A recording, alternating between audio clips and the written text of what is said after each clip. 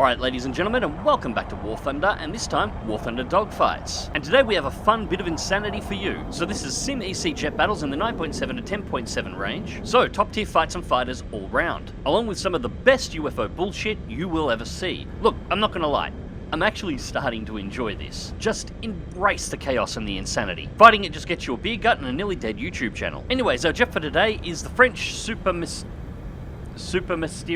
Look, it's a bloody mystery how to pronounce this thing's name without annoying someone, so let's just go with the B2. It's rank 6, and it's BR 9.0. But Mags, I hear you ask, what the hell are you flying a 9.0 aircraft in a 9.7 battle? Isn't the battle rating range for Sim EC 9.7 to 10.7? Well, that's a bloody fine question, mate, and yeah it is. The thing is, the B2 is still a good machine, and it has no spawn costs at this level of EC.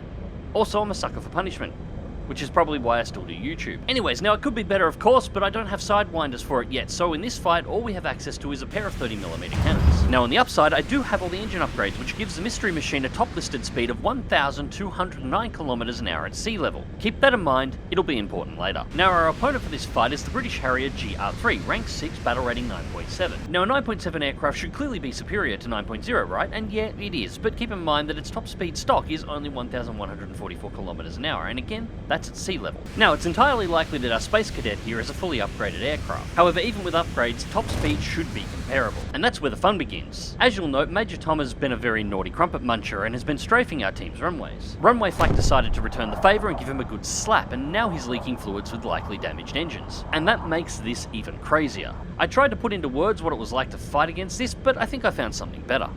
9, 8, 7, 6, 5, 4, 3, 2, 1, 0. Ignition and liftoff.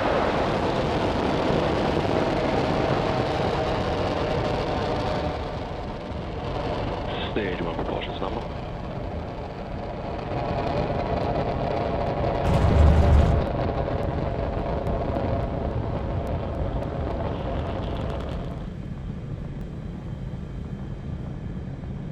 Max Q.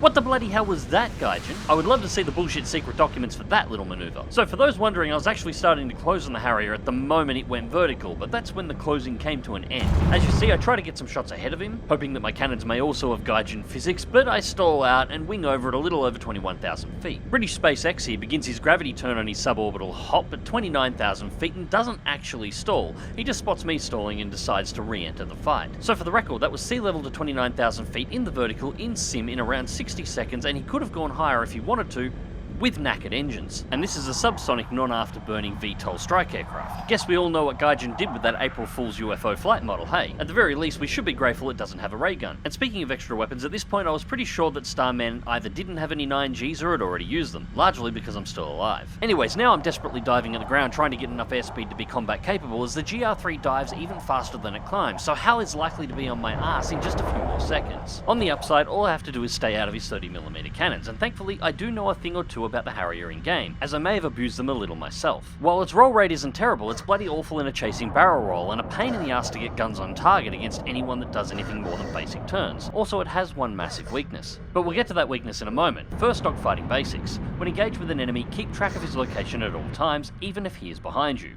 You don't need to see where your plane is going. You can actually work out your plane's attitude by looking at the horizon to your rear, and if you haven't worked out the ability to fly in reverse yet, practice it. The enemy fighter is looking at you to work out where to shoot to kill you. You need to look at him to know where to move to evade. Anyways, about that weakness. If you yank on the air brake lever like it's your appendage and Scarlett Johansson had just dropped her knickers while rolling out of the guns, the Harrier will almost always overshoot. This is because the Harrier, like a horny teenager caught mid-stroke by his parents, knows it should stop but has no control to. The pilot can vector his nozzle all over the sky and the thing will just keep going. So thankfully getting Han Solo off my ass wasn't too difficult, but now I have to catch him again. So to the chase it is. Unfortunately, this chase had even less chance than the last. While Chewie had popped his air brakes as well, the Harrier was still carrying a lot of airspeed. Meanwhile, my aggressive pull had blown all of mine. No chance of catching him this time, but I figured I didn't have much choice but to follow. While Darth Helmet was stuck at ludicrous speed, once he opens a gap, he will likely turn back for a second shot at the kill. While While it may not seem so, the highest chance to survive against a superior aircraft in a dogfight like this is to remain close. It prevents them from fully dictating the engagement. Also, whether he realizes it or not, he's actually running back towards my side of the map, so at some point he has to turn around. Or at least that's what I was thinking at the time. Unfortunately, I forgot I was fighting Spacefire's replacement as an SSTO, and that ET always has the option of going home. And there she goes again, nose up and heading for a return trip to orbit. Now for about 5 seconds I considered trying to follow before I heard Admiral Akbar screaming, "It's a trap!"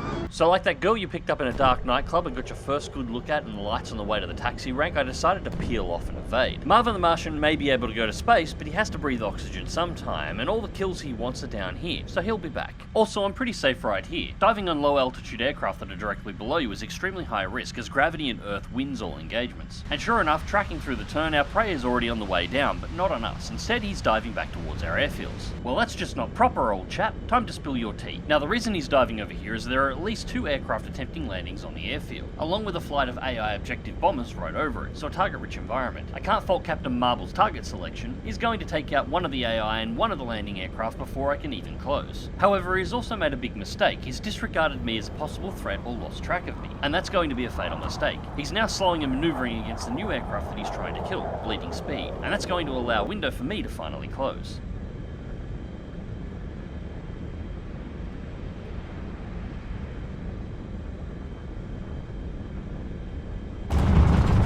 And mid go. Stage separation confirmed.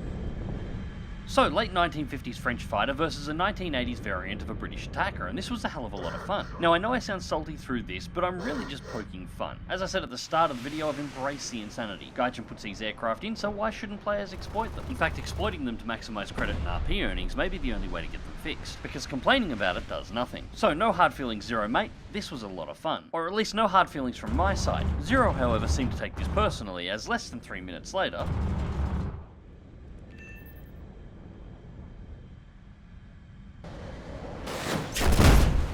God damn it, he has another one. Fine, if that's the way it's gonna be, I guess I'm gonna have to take away both your toys then. Unfortunately, the second kill here is much less interesting, as Khan here kinda has an MO. He likes strafing runways. We've seen him doing it several times now, and that tells us a few things. First, we spawn on a runway, so he'll be close. Second, he'll be playing with airfield AAA, so he'll likely have his signature smoke trail that makes him visible from orbit very soon. And third, he seems to spend way too much time looking forward. That's something that'll become important in just a few moments. And sure enough, we spot Captain Global running down fresh spawns just one runway over. I may have selected the runway next to where I suspected he would be for this reason. And sure enough, AAA has given him a nice smoke trail to single him out, so that's 2 for 2. But what about the third? Well, a simple shoulder check would have given up my approach last time and allowed John Robertson to get lost in the sky very easily, and once again we see the same thing here. So another thing to keep in mind is don't be predictable. You're a hell of a lot easier to kill the second time around. Anyways, ladies and gentlemen, I hope you enjoyed the video and thank you very much for watching. As I mentioned in the last video, the channel has gone tits up a bit and I'd like to bring it back, so if you could remember to like, subscribe, share, hit the little bell icon and tell me how much of a bastard I am in the comment section, that would be great. Also remember, I have a merch store that I'll slowly be turning into a branch of my design business, so give that a poke around and see if there's anything that you like as well. So that's it, I'm done, have a great day, now bugger off.